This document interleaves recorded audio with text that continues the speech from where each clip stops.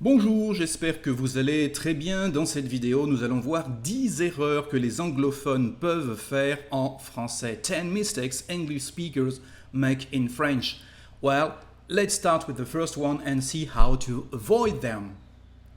The first one we are going to see is the confusion between the verb to be and the verb to have. You know that in English, many expressions use the verb to be, but not in French. For example, if you want to say I'm thirsty, you know that in French, thirsty is soif. But you can't say je suis soif, translating word for word this English expression, because in French we use the verb to have, and the correct translation is j'ai soif. It's true with I'm hungry too. You can't say je suis faim. Absolutely nothing to do. The correct translation is j'ai faim, again with the verb to have. So in this case, how to avoid this mistake? Well, you need to learn these expressions using to be in English and to have in French. The second one, I'm done. When you are at the end of something actually and you have just finished and you can say, okay, I'm done. Well, you know that to do in French is faire. But you can't say je suis fait. The meaning is different. Again, if you want to translate I'm done in this particular meaning, you need to say j'ai fini, and that's all. J'ai fini, I'm done. How old are you? Another problem to translate sometimes your age. I'm 22. Well, if you say je suis 22, the meaning is not understandable in French. Je suis 22 quoi? I'm 22 what? No, because in French, I'm 22 is j'ai 22 ans. You need the verb to have and the word years at the end of the number. J'ai 22 ans, j'ai 24 ans, j'ai 30 ans, etc., etc. Do you miss me or do I miss you? Well, the verb to miss in French is also confusing.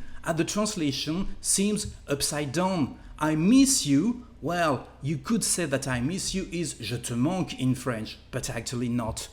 The perfect translation of I miss you is tu me manques, starting with you. Why? Well, if you go straight to this video on my website, you will find a link with a good explanation how to use and how to translate correctly in French the verb to miss.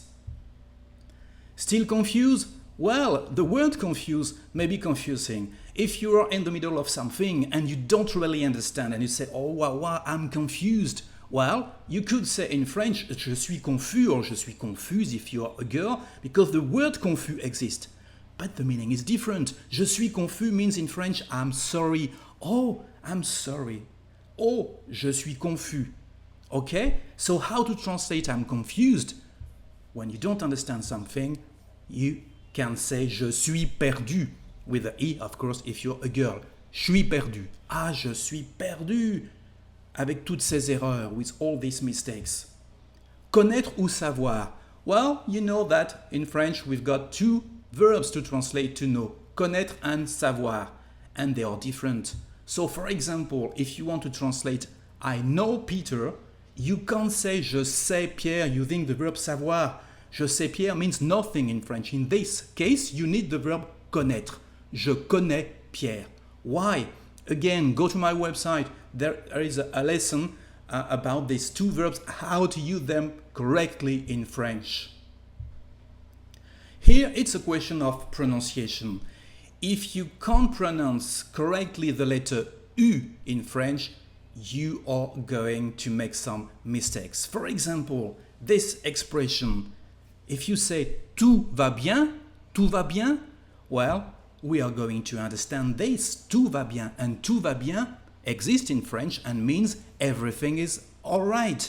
But tu vas bien means you are fine. So go to my website again. There is a lesson how to pronounce for an English speaker correctly the letter U in French. Is it the same? Well, it's a common expression. When things are similar, you can say, okay, but it's the same. But in French, you can't say c'est la même or c'est le même. You need a noun.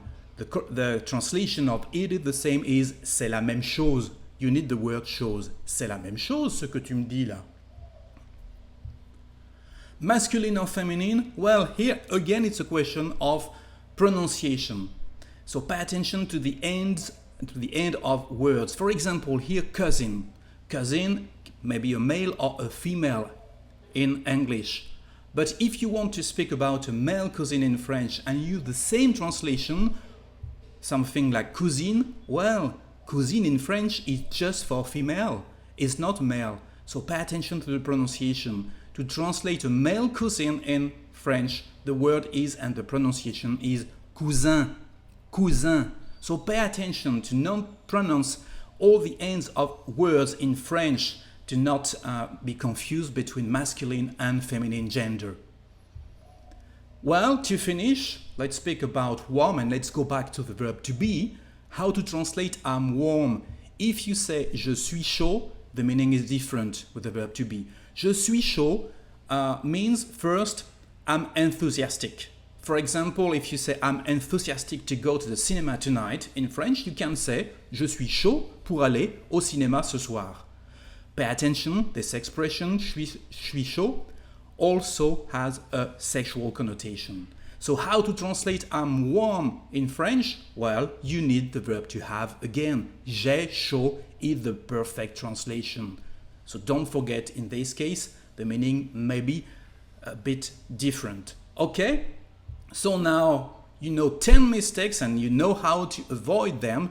So go to my website and you will see more videos about how to avoid mistakes in French. Allez, maintenant c'est fini. You like it, you share it, please. Au revoir et bon français.